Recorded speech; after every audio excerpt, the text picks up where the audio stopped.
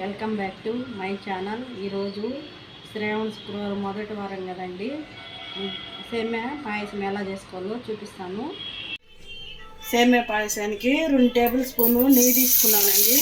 1 cup సేమియా తీసుకున్నాను. నెయ్యి బాగా ఈటికిన తర్వాత ఈ సేమియా ఇందులో వేసుకున్నాం.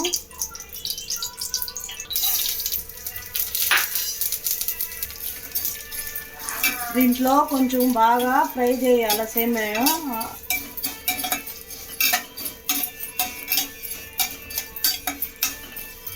ఇదో అండి, ఇవి బాగా ఫ్రై అయిన తర్వాత మనం 1 కప్పుతో సేమియా తీసుకున్నాం కదా, అదే కప్పుతో 2 కప్పులు వాటర్ తీసుకోవాలా.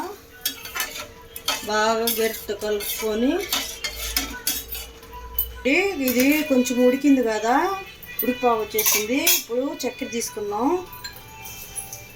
తీసుకున్నాము. సేమియా ఆ కప్పుతోనే చక్కెర 1/2 కప్పు తీసుకోవాలా. స్వీట్ ఎక్కువ తినేవాళ్ళు అయితే ఇంకా కొంచెం కూడా వేసుకోవచ్చు అండి. యాలకులు 3 యాలకులు తీసుకున్నాను, కచ్చాపచ్చాగా దంచి ఇందులో వేసుకున్నాము. బాగా కలుపుకోవాలా.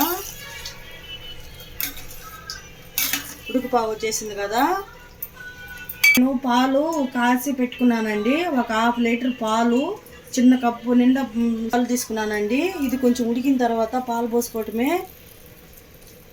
శుక్రవారం కదండి, ఈరోజు శ్రావణ శుక్రవారము. ఏదైనా స్వీట్ చేసి పెడితే చాలా మంచిదని చేస్తున్నానండి.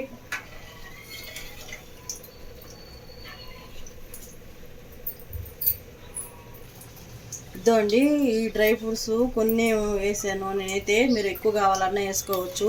ఉడికిపావు వచ్చేసింది చూడండి. ఇదే విధంగా కొంచెం వాటర్ ఉంటేనే సేమియా పాయసం అనేది చాలా బాగుంటుందండి. మీకు ఇంకా చిక్కగా కావాలంటే కొంచెం ఉడికించుకుంటే సరిపోతుంది. దేవికి ప్రసాదం 1 కప్పులో తీసుకొని పెడుతున్నానండి. వేసానండి ఈరోజు శ్రావణ శుక్రవారం అని.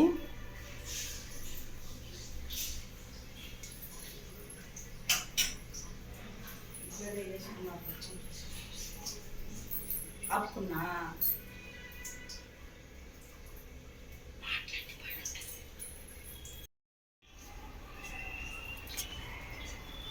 ఇదేనండి, పూజ అయితే నాకు రెడీ అయిపోయింది.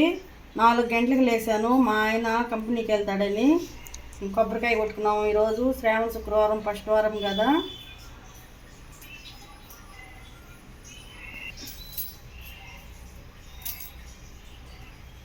నాకున్న దాంట్లోనే పూజ చేసుకుంటున్నానండి శ్రావణ మాసం అని.